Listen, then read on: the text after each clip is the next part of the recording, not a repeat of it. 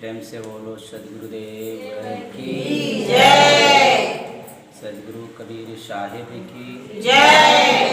आए हुए संत भक्तों की जय। गुरु गोविंद की जय। साहिब साहिब।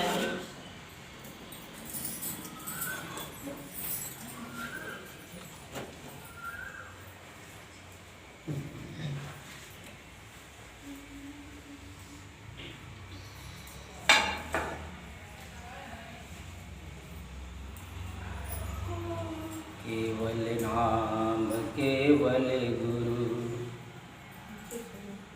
बाला पीर कबीर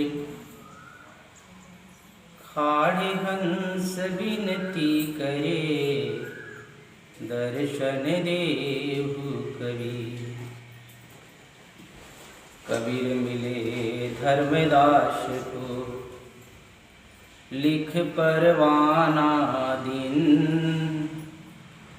आदि अंत की वार्ता एहि लोक के चिन्ह। मम समान भागी नहीं गुरु मोहि दर्शन दिन। सार शब्दे निज बोध के सर्व ज्ञानमय किन। प्रेम से बोलिए सदगुरुदेव की जय। सबसे पहले सभी लोग अपना मोबाइल बंद कर लें। सभी लोग मोबाइल बंद कर लें, तभी यहाँ सत्संग में बैठें और शोरगुल कहीं से किसी प्रकार का न करें। अभी देखिए उधर मोटर कौन चला रहा है।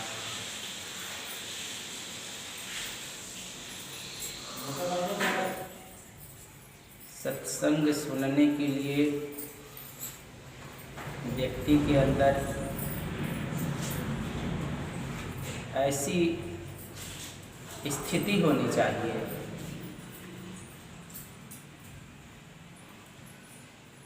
कि मैं ठीक तरह से बैठ करके सत्संग सुन सकूं, और वैसी व्यवस्था होनी चाहिए। व्यवस्था होने के बाद भी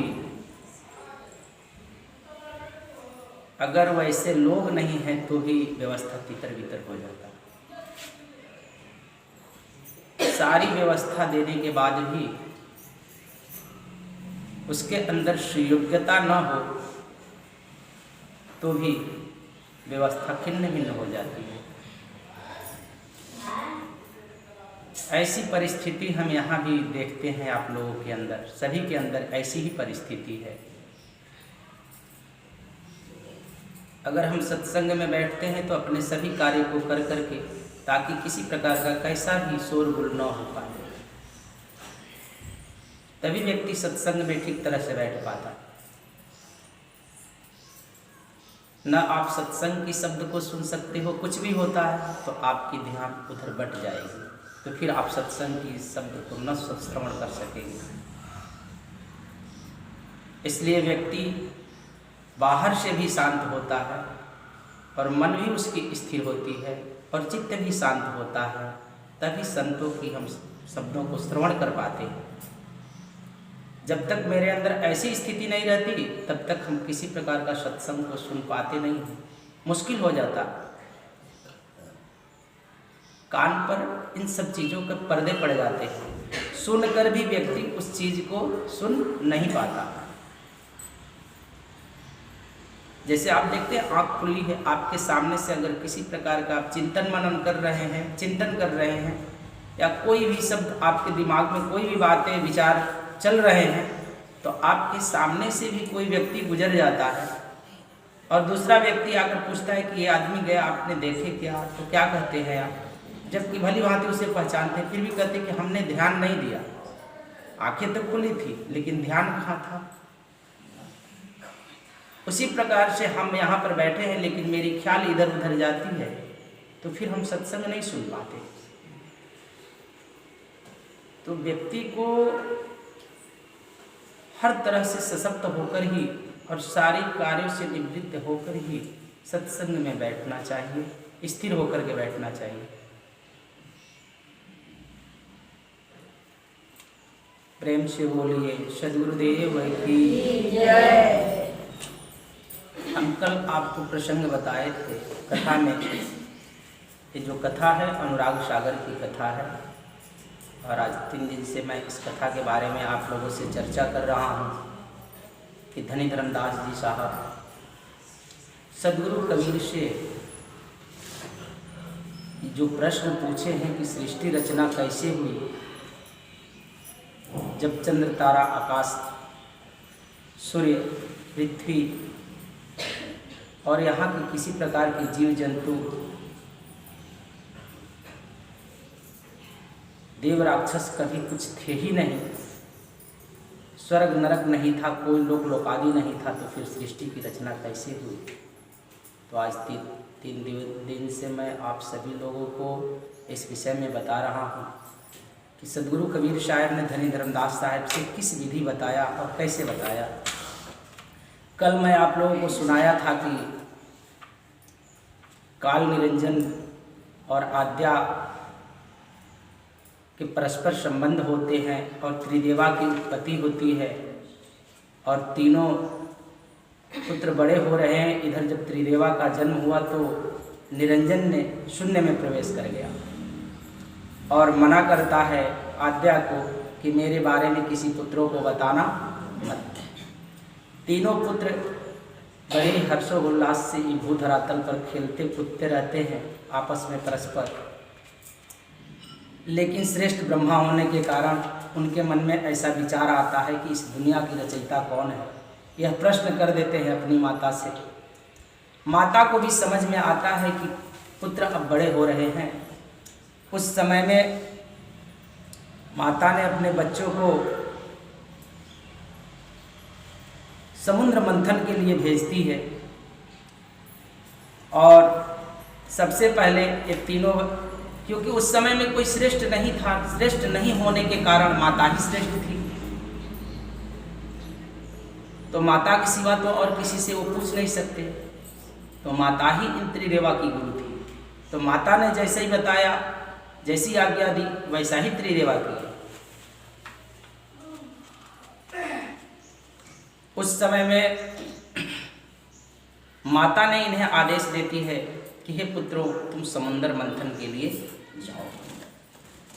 और ये तीनों भ्राता मिल करके, तीनों भाई समुद्र मंथन के लिए जाते हैं। देखिए कथा बहुत लंबी है, ज़्यादा समय लग जाएगा, कम से कम 10 दिन होगी कथा, तब ये जाकर कथा समाप्त होगी। इसलिए मैं थोड़े में ही आप लोगों को आज बता दूंगा। अब ये तीनों जाते हैं मंथन करने। प्रथम बार जब मंथन करते हैं ये समुद्र को, तो 3 वस्तुएं मिली इन्हें, वेद, तेज एवं विष। प्राप्त कर तीनों भाई खुशी मनाते हुए वहाँ से चल पड़े जहाँ उनकी माँ अष्टांगिनी थी। तीनों बालक माता के पास आए और अपनी अपनी वस्तु माँ को दिखाई। तब जिस प्रकार उन्हें प्राप्त किया वो सब बताया। माता ने उनको आज्ञा दी कि तुम अपनी वस्तु अपने अपने पास रखो। फिर पुनः माता ने क्या किया कि दूसरा बार समुद्र मंथन के लिए भेजती है। माता ने उसी समय आदि भवानी अष्टांगी ने ऐसा अनूठा चरित्र किया कि जब दूसरी बार इन तीनों को भेजती है तो माता ने क्या किया कि उसने 3 कन्या उत्पन्न की। और जब ये 3 कन्या उत्पन्न की अपने संकल्प शक्ति से, वह 3 कन्या को उत्पन्न किया, तभी अपनी उन अंश पुत्रियों को उनसे समुद्र में प्रवेश करने के लिए कह दिया और इन्हें कह दिया कि तुम जाओ समुद्र मंथन करो। जब ये समुद्र मंथन करने के लिए दूसरी बार गए, तो जब ये समुद्र मंथन किए तो फिर इन 3 लोगों को ये 3 कन्याएं वहां पर उत्पन्न होती है। कहते हैं कि उन 3 कन्याओं को साथ लेकर ब्रह्मा, विष्णु एवं महेश आए, क्योंकि उन्हें तो ऐसा लगा कि हमने समुद्र मंथन किया इसलिए हमें ये 3 कन्याएं प्राप्त हुई। लेकिन यहाँ से तो माता ने आदेश दिया था बनाकर, जो कि ब्रह्मा और विष्णु, महेश को भी पता नहीं था। यह तो ये तीनों जन क्या किए कि ब्रह्मा विष्णु और महेश आए और आकर के माता को माथा झुकाकर अर्थात प्रणाम करते हैं। और माता अष्टांगिन कहती है कि हे मेरे पुत्रों, ये सब कार्य तो तुम्हें पूर्ण हो गए। और ये तीनों कन्याओं को देख करके बड़ा ही एक हर्ष मना रहे हैं तीनों पुत्र। माता ने उस समय में उन तीनों कन्याओं को एक एक कर बांट दिया। और साहब कहते हैं कि उस समय में माता कही, क्योंकि एक एक कन्याओं को तीनों पुत्रों को दिया,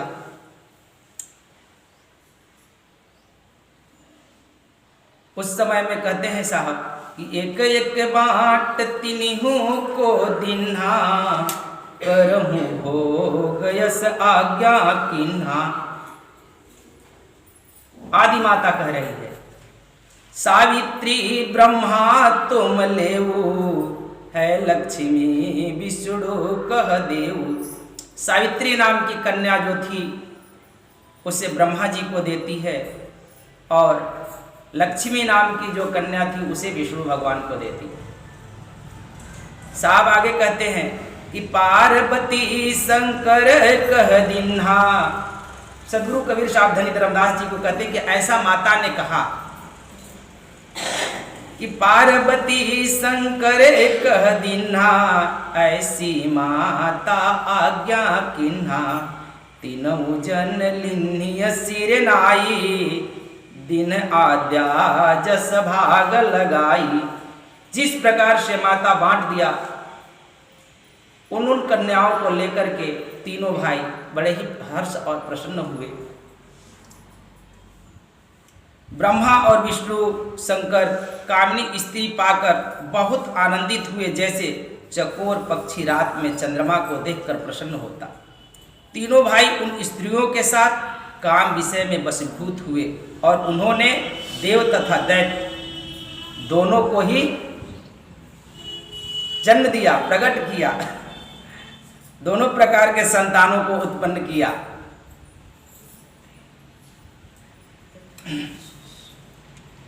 सदगुरु कबीर साहब कहते हैं कि हे धर्मदास, तुम यह बात परखो और समझो कि जो माता थी वह स्त्री हो गई।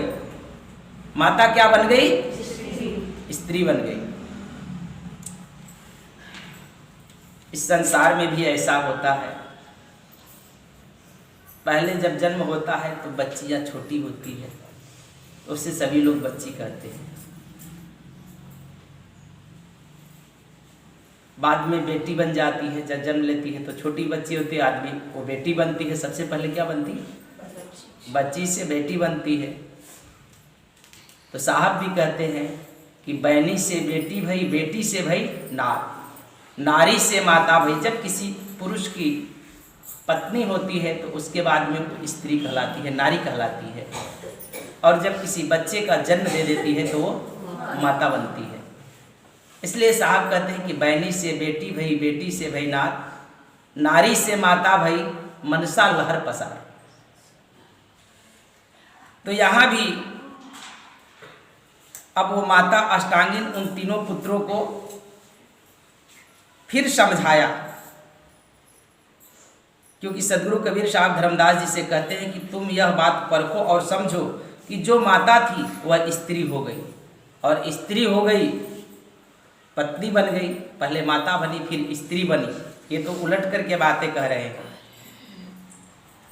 क्योंकि यहाँ तो स्त्री से माता बनती है, लेकिन अब जो स्त्री थी वो, जो माता थी वो पत्नी बन गई, क्योंकि उस समय में कोई था ही नहीं।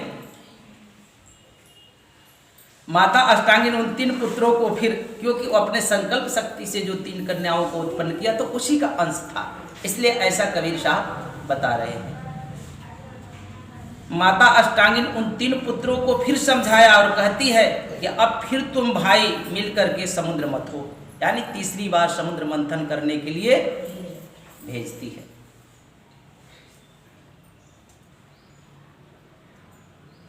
जो जिसे मिला वह ले लो। कहते हैं कि जिन भाइयों को जो वस्तु मिलेगी मंथन में वो वही तुम ले लेना, और अब तुम तीनों भाई समुद्र मथने में देर मत करो।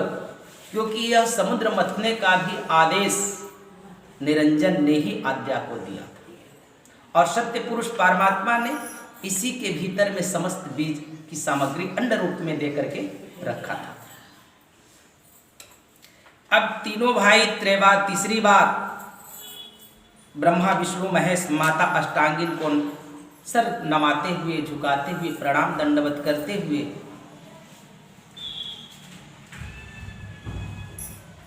संकल्प किया कि जो कुछ माता ने कहा है उसे हम जाकर पूर्ण करते हैं।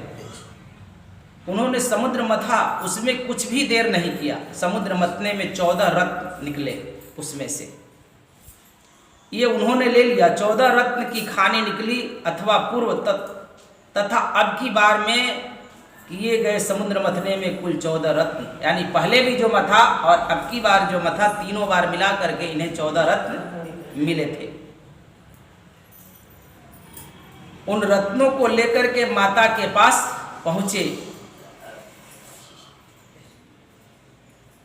उसके बाद में आद्या तीनों पुत्रों को सृष्टि रचने की आज्ञा देना और सबको मिलाकर 5 खानी बनाती है। क्योंकि अष्टांगिन के आज्ञा अनुसार तीनों भाई ने समुद्र मंथन से प्राप्त रत्न हर्षित होकर लिए। ब्रह्मा को वेद मिला और विष्णु को अमृत पाया और शंकर जी को हलाहल विष मिला। इन सभी में अब ये लोग फिर माता आद्या अष्टांगिनी ने अपने पुत्र ब्रह्मा विष्णु और महेश को ऐसा वचन कहकर कि तुम तीनों मिलकर के सृष्टि की रचना करो। ये तीनों को कहा कि जाकर के अब तुम सृष्टि की रचना करो। अब ये अंडज, पिंडज, उष्मज और अस्थावर, ये 4 खानियों की रचना करते हैं। साहब कहते हैं कि अंडज उत्पत्ति किन्हीं माता, जो आद्या थी, ये चारों मिलकर के सृष्टि की रचना करते हैं, 4 खानियों की रचना करते हैं और ये आदेश स्वयं भी उसमें मिलती है और आदेश भी करती है पुत्रों को। तो साहब कहते हैं कि अंडज उत्पत्ति किन्हीं माता, पिंडज ब्रह्मा कर उत्पाता, उसमज खानी विष्णु व्यवहारा, शिव अस्थावर किन्न पसारा। अंडज खाने की उत्पत्ति स्वयं माता अष्टांगिनी स्वयं करती है। अंडे से जो बच्चे उत्पन्न होने वाले होते हैं, देखते हैं मुर्गी, कबूतर, जितनी भी पक्षियां होती हैं अंडा देती है, जो अंडज खाने से आए हुए थे। उसके बाद में कहते हैं कि पिंडज, जो स्वयं शरीर साथ प्रसव होता है, जो गर्भाशय लेकर के, तो उसे पिंडज कहते हैं। और उष्मज खाने की विष्णु भगवान, यानी जो वायु में रहने वाले हैं, छोटे छोटे जीव, जो जीव जंतु उड़ते रहते हैं।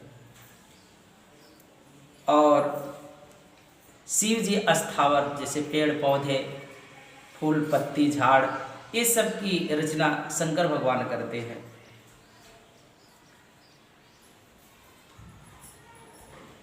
अब ये साहब कहते हैं कि हे धर्मदास, 84 लाख योनियों की रचना की। इन चारों ने मिलकर के कितने योनियों की रचना की? 84 लाख योनियों की रचना करते हैं। 84 लाख योनि का अर्थ, ये 84 लाख किसने गिना होगा? 4 तरीका बनाया। लक्ष्य मतलब तरीका होता है कि 4 तरीका है इस संसार में जीवों को जन्म देने का। क्योंकि पेड़ पौधे में भी जीव होते हैं, पशु पक्षी अंडज में, छोटे छोटे कीटाणुओं में भी जीव पाए जाते हैं। तो ये 4 प्रकार का तरीका बनाया इन लोगों ने। कहते हैं कि 84 लाख योनियों की रचना की और उनके अनुसार, अर्थात अनेक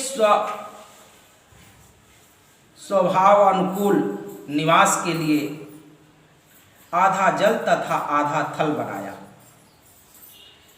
कि ये लोग कहाँ कहाँ कैसे रहेंगे, इनकी व्यवस्था की इन लोगों ने। अस्थावर खाने को एक तत्व की से रचना किया और उसमज खानी को 2 तत्वों से, जो वायु में रहने वाले हैं जीव जंतु। 3 तत्व से अंडज खानी की रचना किया और 4 तत्व से पिंडज खानी की।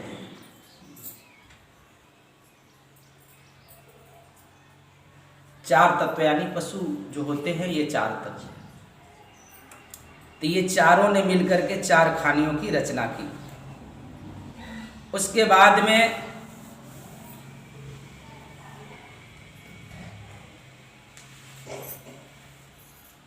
इस प्रकार अंडज, पिंडज, उष्मज तथा स्थावर इन 4 खानियों के साथ 5 तत्व, 3 गुण और संयुक्त ज्ञान प्रधान सर्वश्रेष्ठ मनुष्य योनि को मिलाकर 5 खानी का वस्तु हुए। क्योंकि 5 खानियों की जो रचना की तो ये मनुष्य मिलाकर के 5 खानी होता है। ये 4 खानी की जो रचना किया तो ये 84 लाख योनि बनाया। 5वां खानी में मनुष्य आता। सृष्टि रचना का उक्त कार्य यहाँ तक निघ्न चला, परंतु आगे चलकर ब्रह्मा, विष्णु और महेश का अपने पिता निरंजन की खोज में लग जाने का अवरुद्ध। यानी ये तो रचना इतना किया, लेकिन जब इनके अंदर ये भ्रमणा पैदा होता है कि आखिर इस जगत का रचयिता क्या है, और ब्रह्मा जी भी जब वेद मिला तो वेद तो पढ़ेंगे ही। इसके पश्चात आगे चल करके वह ब्रह्मा वेद पढ़ने लगे। वेद पढ़ते हुए ब्रह्मा को निराकार की प्राप्ति अनुसार भक्ति प्रेम हुआ, क्योंकि उन्हें लगा कि कोई निराकार परमात्मा है।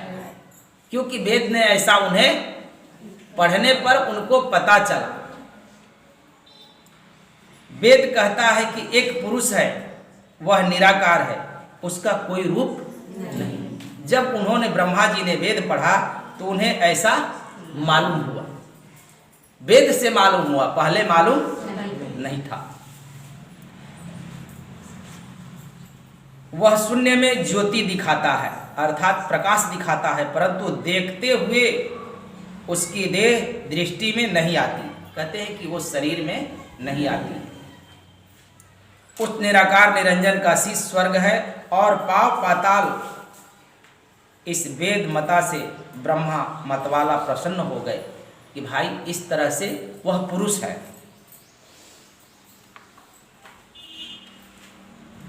साहब कहते हैं उस समय में, हे धर्मदास, फिर ब्रह्मा जी करते हैं क्या?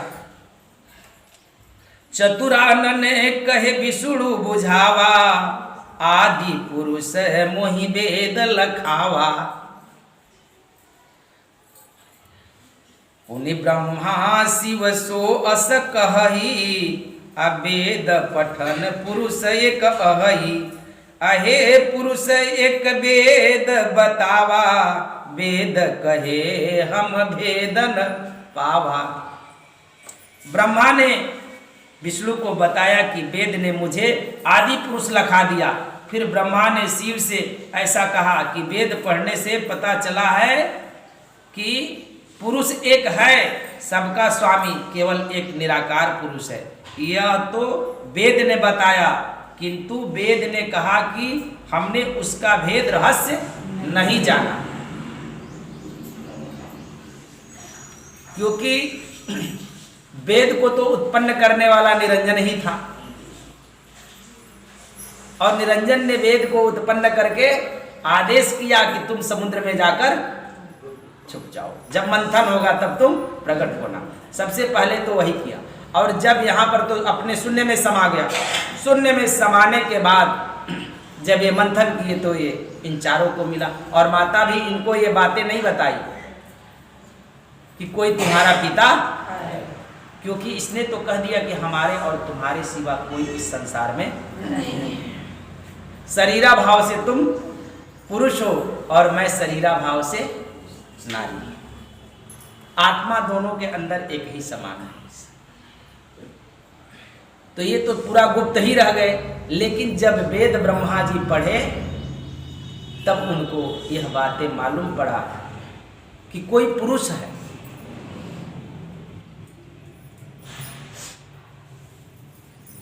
जो स्वर्ग पताल यानी चारों तरफ उसका पूरा शरीर फैला हुआ है।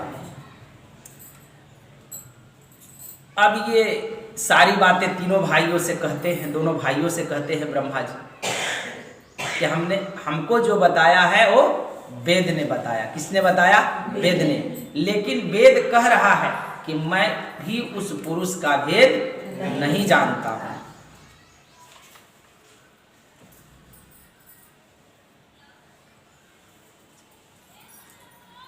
तब ब्रह्मा माता पह आवा, करिय प्रणाम तब ते कय पावा। हे माता मोहि वेद लखावा, असिर जनहार अवर बतलावा। अब ये माता जी के पास पहुंच जाते हैं, आद्या माता के पास, कि माता तुम तो कहते हो कि हमारे तुम्हारे सिवा यहाँ पर कोई और नहीं है, और हम ही सब सृष्टि के रचयिता हैं, सारा सृष्टि का करता है, करता धरता है। लेकिन मुझे वेद ने बताया कि कोई और पुरुष है, मुझे तो किसी और को बता रहा है।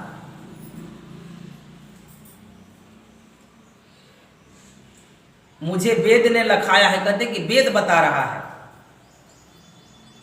सबका स्वामी, हम सभी का स्वामी कोई और है। ब्रह्मा कहते हैं कि हे माता सुनो, कहो कौन तुम्हारा पति है। कहे जननी सुन ब्रह्मा, को नहीं जान तुम्हार हो। ब्रह्मा ते भई सब उत्पत्ति, हम ही सब किन्ह संहार हो। कहते हैं कि तुम तो कही थी कि मेरे सिवा कोई और नहीं है, लेकिन हे माता तुम बताओ कि तुम्हारा पति कौन है। हे माता कृपा कीजिए और मुझे बताओ कि हमारा पिता कहाँ है। ये हट करते हैं ब्रह्मा जी कि तुम बताओ आखिर, क्योंकि ये बातें हमें वेद ने बताया। वेद को जब हम पढ़े तो हमें पता। तब माता अष्टांगिन कहती है कि हे ब्रह्मा सुनो, मेरे अतिरिक्त तुम्हारा अन्य कोई पिता नहीं है। मुझसे ही सब उत्पत्ति हुई है और मैंने ही सबकी संभाल देखभाल की है, अर्थात सकल सृष्टि की कर्ता मैं ही हूँ। ब्रह्मा पुकार कर कहते हैं कि हे माता चित्त लगाकर मेरी बात सुनो। वेद निर्णय कर कहता है, वेद असमंजस में नहीं कहता, बल्कि निर्णय करके हमें बताया कि कोई पुरुष है। केवल एक पुरुष है और वह भी गुप्त है। माता अष्टांगिन कहती है कि हे पुत्र ब्रह्मा सुन, मुझसे न्यारा कोई सृष्टि रचयिता नहीं है। मैंने ही स्वर्ग लोक, मृत्यु लोक और पाताल लोक बनाया है, और मैंने ही 7 समुद्रों का निर्माण भी किया है। माना वचन तुम ही सब किन्हा। ब्रह्मा जी अब कह रहे हैं माता से कि माना वचन तुम ही सब किन्हा, प्रथम गुप्त तुम कस रख लीना। कहते हैं ब्रह्मा जी कि तुम सबसे पहले ही मुझसे अपनी बातें छुपा ली। जब वेद मोहि कहे समुझाई, अलख निरंजन पुरुष बताई। हे माता तुम तो शुरुआत में ही मुझसे सारी बातें छुपाई हो और तुमने कुछ नहीं बताया, और तुम तो यह कहती थी कि हम ही ने सब कुछ किया, सृष्टि को उत्पन्न किया, किंतु तुमने पहले से ही पुरुष को गुप्त कैसे रख लिया। जबकि वेद मुझे कह रहा है, समझाता है और साफ यह बताता है कि एक पुरुष अलख निरंजन है। कौन कह रहा है? वेद। ब्रह्मा जी माता जी से कहते हैं अपने। अब ब्रह्मा कहते हैं कि हे माता अब तुम आप कर्ता बनो तो बनो, किंतु पहले वेद रचते समय यह विचार किस लिए नहीं किया। अगर आप ही करता थी तो पहले जब वेद की रचना आपने कर आदेश दिया होता तो पहले ही वो युक्ति बनाना चाहिए, लेकिन वेद ने तो हमको ऐसा कहा है, उसी समय में आपको ये सारा कार्य कर लेना चाहिए। अब बाद में लिपा पोती करोगे तो चलने वाला नहीं। आपको कर्ता बनना है तो आप इस जगत का कर्ता बनो। यह विचार किस लिए नहीं किया पहले, जो तुमने वेद आप कहाँ रचा है, वेद को भी कहती है कि मैं ही रचा हूं। तो उसमें गुप्त अलख निरंजन कैसे कहा? कहते हैं साहब कि उस समय में माता, अब ब्रह्मा जी भी कह रहे हैं कि आपे आप निर्माई, कहे न कथन किन तुमय माई। क्या अपने आप निर्माया यह कथन क्यों नहीं कहती हो? अब मोसन तुम छलई जन करहु, सोचे साच सब कहिए उचरहु। कहते हैं कि हे माता मुझसे अभी छल कुछ करो रो, अब साफ साफ मुझसे सारी बातें बता दो। जब तुमने अपने आप को आप बनाया तो हे माई, तुमने वेद में इनका कथन किस लिए नहीं किया? वेद की रचयिता आप हो तो उनमें अपना सृष्टि कथन क्यों नहीं किया और उसमें पुरुष निरंजन क्यों बताया? अब तुम मेरे से छल न करो और अब सच सच वर्णन कर कर बताओ।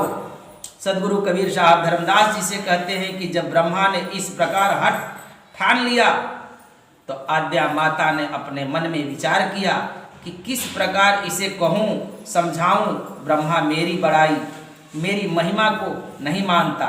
जो निरंजन से यह बात कहूँ तो किस प्रकार का ठीक ठीक समझेगा। तो इसने अपना मन में संकल्प करती है। कौन? आद्या माता। कि कैसे अब इसको समझाऊं, ये तो मानने वाला नहीं है। आद्या सोचती है कि निरंजन राय मुझे पहले ही कहा है कि मेरी दर्शन कोई नहीं कर पाएगा, क्योंकि पहले ही समझा करके वो दृश्य हुआ सुनने में समाया कि मैं किसी को दर्शन देने वाला नहीं हूँ। तो अब जो यहाँ ब्रह्मा को अलख निरंजन के बारे में कुछ नहीं बताया तो किस प्रकार उसे कहकर दिखलाया जाएगा? अगर बताता भी तो कैसे दिखाएंगे हम? अगर कह भी देते हैं और किस मुंह से मैं कहूँगा? इस सारी उलझने में पड़ती है उस समय में माता। ऐसा विचार कर उन्होंने पुत्र ब्रह्मा को समझाया कि अलख निरंजन अपना दर्शन स्वरूप नहीं दिखाता है कभी। जिस अलख निरंजन को तुम बातें कर रहे हो, एक अलख निरंजन कभी किसी को दर्शन नहीं देता।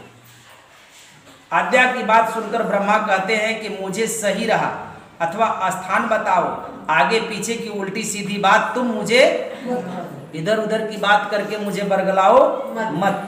मैं तुम्हारी इस प्रकार की बात नहीं मानता, ऐसा ब्रह्मा जी कहते हैं। ऐसी बात मुझे तुम्हारी अच्छी नहीं लगती। कोई भी माता झूठ साच इधर बोलेगी तो ऐसा ही पुत्र कहेगा कि भाई इधर उधर की बात मत कहो, जो कहना है सो साफ साफ कहो। पहले तो तुम ऐसे ही भुला दिया कि कहती हो कि मैं ही करता धरता हूँ और मुझसे न्यारा कुछ नहीं है। अब तुम कहती हो कि अलख निरंजन तो है किंतु वह अपना दर्शन नहीं देता। पहले तो कही कि कोई नहीं, अब कह रही हो कि अलख निरंजन। जब मैंने ये वेद बताया मुझे तब आपने इस पर हामी भरा, अर्थात छल कपट तो करती रही। उसका दर्शन पुत्र नहीं पाएगा और कह रही है कि निरंजन है लेकिन कोई उसका दर्शन नहीं पाएगा। ऐसी न पैदा होने वाली बात क्यों कहती हो? अब ये कहते हैं ब्रह्मा जी कि ऐसी बातें क्यों कह रही कि कोई दर्शन नहीं पाएगा? ये तो शंका उठने वाली बात है। तब ब्रह्मा कहते हैं कि हे माता, मुझे तुम्हारे कहने पर भरोसा अब नहीं रहा। इसी समय उस कर्ता अलख निरंजन का दर्शन दिखा दीजिए। इसी समय मेरे संशय को निवारण दीजिए, इसमें तनिक भी देर मत करिए। कहते हैं कि जब आप अलख निरंजन को जानती ही हो तो मुझे तत्काल इसी समय में दर्शन कराओ। माता कहती है कि हे पुत्र सुनो, मैं तुमसे सत्य ही कहती हूँ कि उस अलख निरंजन का 7 स्वर्ग माथा है। कितना? कहते हैं कि 7 स्वर्ग माथा है और 7 पाताल चरण है, तो 7 दूनी 14 हो गया। कहते हैं कि जो तुम्हें उसके दर्शन की इच्छा है तो तुम माथे में हाथों में फूल लेकर के जाओ और जाकर उसको फूल चढ़ाओ तथा माथा झुकाओ। माता की यह बात सुनकर ब्रह्मा बहुत प्रसन्न हुए। आद्या माता ने अपने चित्त में विचार किया कि यह ब्रह्मा मेरा कहा मानता नहीं है। यह कहता है कि वेद ने मुझे उपदेश दिया है कि एक पुरुष निरंजन है, परंतु कोई उसे दर्शन नहीं पाता। तब अंततः आद्या अष्टांगिन माता ने ब्रह्मा से कहा कि रे बालक सुन, अलख निरंजन तुम्हारा पिता है। बहुत देर के बाद में, इतना बहस करने के बाद में बताया कि अलख निरंजन तुम्हारा पिता है, परंतु तुम पुत्र उसके दर्शन नहीं पा सकते। अब फिर भी शंका कर दिया, डाल दिया कि है तुम्हारा पिता, लेकिन तुम कभी उसका दर्शन नहीं पा सकते। यह मैं तुम्हें अपने सत्य एवं आश्चर्यजनक वचन कहती हूँ, इसमें किसी प्रकार का तुम शंका मत कर। अष्टांगिन माता की बात सुनकर ब्रह्मा जी व्याकुल हो गए और दौड़कर माता के चरणों में अपना सिर रख दिया और हृदय से ध्यान स्तुति करने लगे। ब्रह्मा जी माता को सिर झुकाकर यह कहकर चले कि मैं पिता का शीश स्पर्श एवं दर्शन करके तुम्हारे पास लौटूं। बिना दर्शन किए हुए मैं लौटने वाला नहीं हूँ। माता अष्टांगिन ने शीघ्र ही ब्रह्मा को अपने पिता निरंजन के दर्शनार्थ के लिए भेज दिया और ब्रह्मा शीघ्र उत्तर दिशा की ओर चल दिए। ब्रह्मा जी उत्तर दिशा की तरफ चल पड़े। माता से आज्ञा मांगकर उनके लड़के विष्णु भी चले और पिता के निरंजन की खोज करने के लिए। ब्रह्मा जी तो उत्तर दिशा में चल दिए, लेकिन विष्णु भगवान भी माता से आज्ञा लेकर के अपनी पिता की खोज के लिए चल दिए। ये अपने पिता के दर्शन के लिए कहाँ चल पड़े थे? कहते दर्शनार्थ के लिए पाताल चले गए।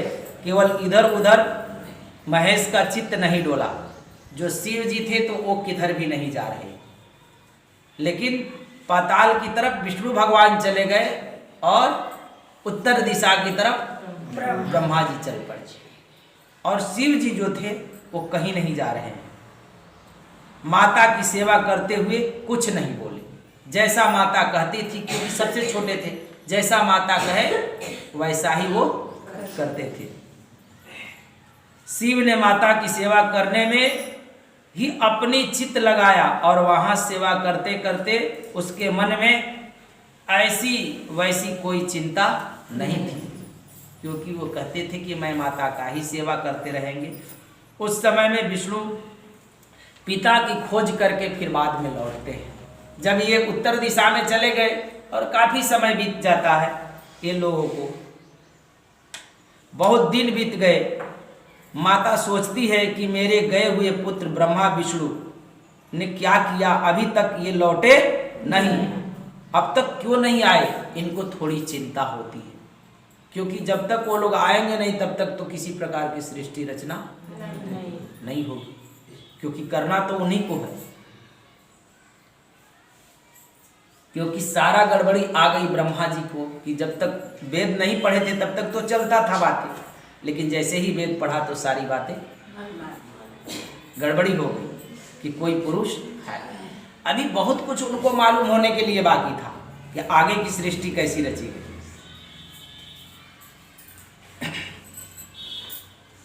कहते हैं कि सबसे पहले विष्णु माता के पास पहुंचते हैं। जब ये दोनों चले गए, इनको काफी चिंता होने लगी तो याद किया पुत्रों को, तो उसमें से विष्णु भगवान सबसे पहले लौटते हैं और उसने अपनी माता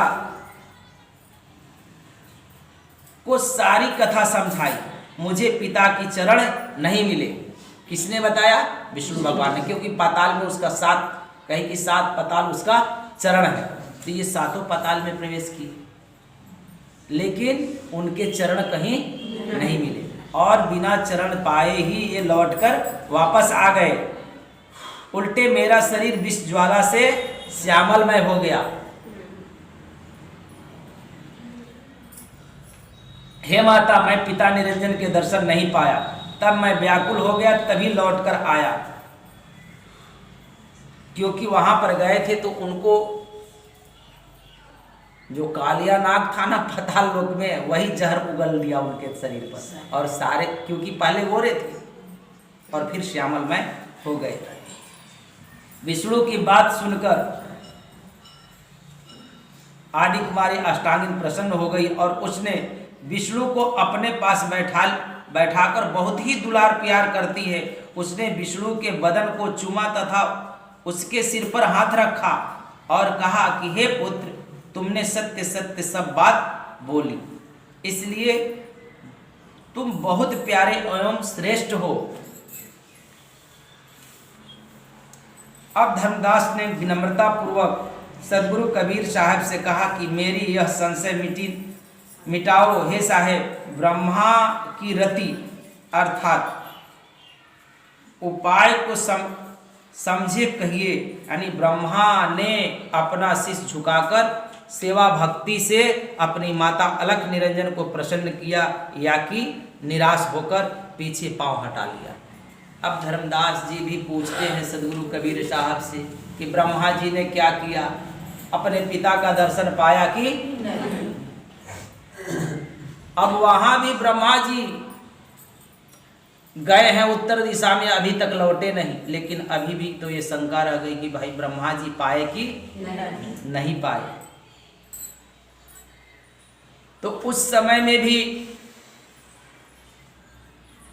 सदगुरु कबीर साहब कहते कि हे धर्मदास, मुझे बहुत प्रिय हो, अब मैं तुम्हें ब्रह्मा का सब संदेश समाचार कहता हूँ, उसे सोच समझकर ग्रहण करो। माँ अष्टांगिनी के पास से चलकर तब ब्रह्मा ने वार नहीं लगाई पिता निरंजन के दर्शन को, उसका मन अत्यंत उत्सुक हुआ था।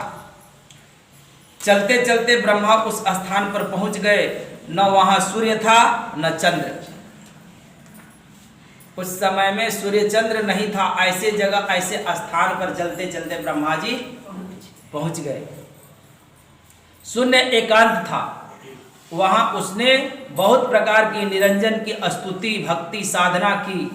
जहां ज्योति का प्रभाव होता है वहां उसे निश्चल ध्यान लगाया। इस प्रकार ऐसी स्तुति ध्यान करते हुए बहुत दिन बीत गए, किंतु ब्रह्मा ने पिता के दर्शन नहीं पाए। उस शून्य एकांत में उसे ध्यान करते हुए 4 युग बीत गए, परंतु पिता के दर्शन फिर नहीं हुए। उनको पिता का दर्शन नहीं होता है। ब्रह्मा के लिए माता बड़ी व्याकुल होती है कि जब तक ब्रह्मा नहीं आएंगे तब तक सृष्टि की रचना कैसे रची जाए। तो ये ब्रह्मा को लाने के लिए गायत्री को उत्पन्न करती है और ब्रह्मा को खोजने के लिए भेजती है। गायत्री पहुंचती है, प्रणाम दंडवत करती है, उनका ध्यान टूटता है। उस समय में वो श्राप देने के लिए राजी हो जाते हैं और कहते हैं कि जाकर के तुम्हें एक बात कहना होगा माता से, तभी मैं चलूंगा, नहीं तो जाने वाले नहीं। गायत्री पहुंच जाती है, क्योंकि माता गायत्री को उत्पन्न करती है अपने मैल से और उसे आदेश देती है। गायत्री ब्रह्मा को यहाँ जाती है, ये सारी बातें होती हैं।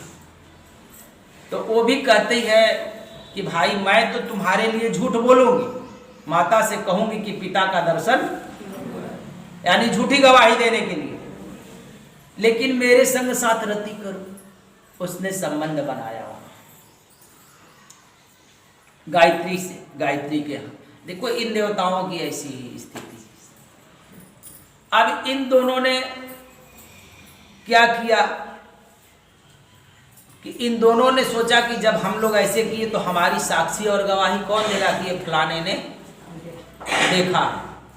एक गवाही करने के लिए ये लोग भी एक स्त्री को उत्पन्न करते हैं, उसका नाम पुष्पावती रखते हैं कि भाई हम माता के पास चलेंगे, अगर माता पूछेगी दर्शन पाया तो तुम भी कहना कि हाँ ब्रह्मा दर्शन पाए, और पुष्पावती कही कि तुम भी बताना कि हम वहीं पर। अब तीसरी तो वो भी कहती है कि हम तब झूठ बोलेंगे तब मेरे साथ भी ब्रह्मा ऐसा करे। इस प्रकार से ये छल कपट कर करके वहां पर से तीनों वापस चले आए। माता भी देखी कि एक तो एक्स्ट्रा दो गए थे, दो ही, एक तो पहले गया, दूसरे बाद में गया, तीसरी एक कौन है, तो तीसरी गवाही के लिए अपना लेकर चले आए। और ये सभी को श्राप फिर, क्योंकि इसने मन में संकल्प करती तो ये निरंजन से बातें करती, और जब निरंजन से बात होता है तो कहते हैं कि ये तीनों के तीनों झूठ बोल रहे हैं, उसे खबर पड़ जाती तो ये तीनों को श्राप मिलता है।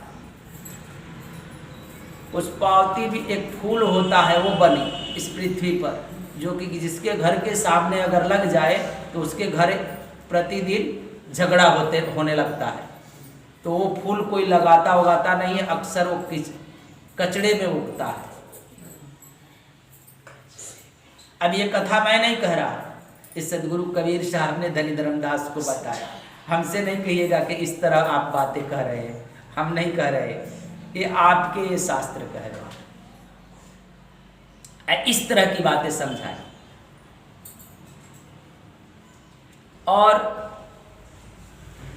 सावित्री को, गायत्री को श्राप मिला, गायत्री को श्राप मिला कि तुम्हारा पति पृथ्वी पर अनेकों होंगे। कितना? अनेक होंगे। देखिए गौ माता जब यहाँ पर होती है तो पिता अनेक होते हैं, माताएं लोग कहते हैं, पिताजी की कुछ ठिकाना नहीं, अब हम नहीं कहेंगे। तो ये श्राप मिला उनको वहां पर कि तुम्हारे पति अनेक। और ब्रह्मा जी को ये श्राप मिला कि पृथ्वी पर तुम्हारी कोई पूजा पाठ नहीं होगी। अब इस बात से ब्रह्मा जी भी निराश हो गए, लेकिन विष्णु भगवान अपना भाई का निराश देख करके कहने लगे कि तुम चिंता मत करो, जो मेरी भक्ति करेगा ना तो बिना तुम्हें बुलाए उसकी भक्ति संपन्न होने वाली और पूजा पाठ नहीं है। इसलिए उनके जो ब्राह्मण यहाँ संतान हुए तो उनको बुला करके लोग पूजा पाठ करवाते हैं, तभी तुम्हारी भक्ति संपन्न होती है। इस तरह से उस समय में ये लोग युक्ति बनाई, और सभी लोग ये जब मनुष्य देह की कच्ची निर्माण किया तो इसमें ही सभी देवी देवता जाकर के अपना अपना स्थान कर गए। ये सभी लोग मिलकर के स्थान कर गया। इसलिए साहब कहते हैं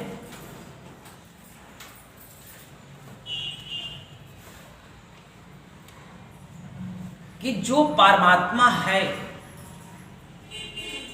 जो नहीं के समान था, उसको निह अक्षर नाम दिया। सदगुरु कबीर साहब ने धनी धर्मदास को कहते हैं कि निह अक्षरे अक्षरे भया, अर्थात जो नहीं था उसमें से अक्षर उत्पन्न हुआ, अर्थात निरंजन। यानी एक चेतन आत्मा पृथक होती है, उस परमात्मा से एक चेतना पृथक होती है। इसलिए वो कहते हैं निह अक्षरे अक्षरे भया, अक्षर किया प्रकाश। उस अक्षर से, वो आत्मा से ही सब कुछ हो रहा है। मन से माया उपजी सुनहु संत धर्मदास, मन से माया उपजी माया त्रिगुण स्वरूप, पांच तत्व गुण तीन में बांधा सकल स्वरूप। कहते कि नि अक्षर अक्षर भया, तो कहते कि उस परमात्मा से एक चेतन आत्मा पृथक हुई और फिर अपने में ठहरने की कोशिश करती है। अपने स्वरूप का जब विस्मृति, क्योंकि वहां से जब आत्मा से भी नीचे गिरी तो अपने स्वरूप में ठहरता, अपने स्वरूप से जब नीचे गिरा तो शून्य में गया, शून्य में, और उस सूरता का एकीकरण हुआ, तहां एक मन उत्पन्न हुआ, जहां से उसे सृष्टि रचना करने के बारे में ख्याल आया।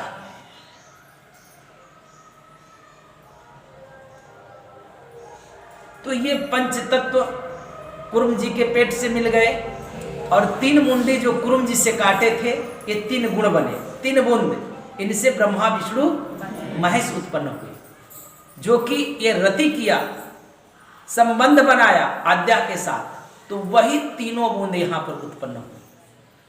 कौन? तो कूर्म जी के जो नख मार करके घात किया था निरंजन ने, वो उससे। अब बहुत सारे यहां पर लोग कहते हैं कि बस खाली रामपाल जी की किताब में लिखा हुआ है कि ब्रह्मा विष्णु महेश के पिता कौन है। यहां बहुत दूर की बातें हैं। यहां सभी ग्रंथों में कबीर साहब की लिखी हुई है, उसके आगे तक की बातें लिखी हुई है।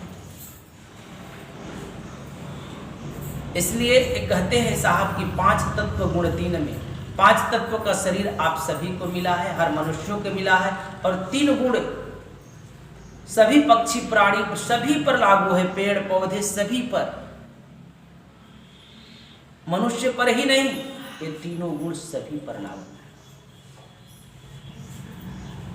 सब में समाहित है। इसलिए सदगुरु कबीर साहब कहते हैं कि ये सिर्फ शरीर ही नहीं है, नर है सो नारायण का भी रूप है। क्योंकि जो ये जीवात्मा है ये कहां से आई है? परमात्मा लोक से।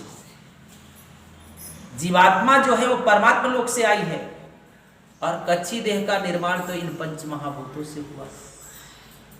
तो जब शरीर छूटता है तो ये तत्व तो तत्व में विलीन हो जाता, लेकिन जीवात्मा कहाँ लौट कर जाती है, एक कोई सदगुरु बताता है। प्रेम से बोलिए सदगुरुदेव की जय, सदगुरु कबीर साहिब की जय, संत भक्तों की जय, गोविंद की जय।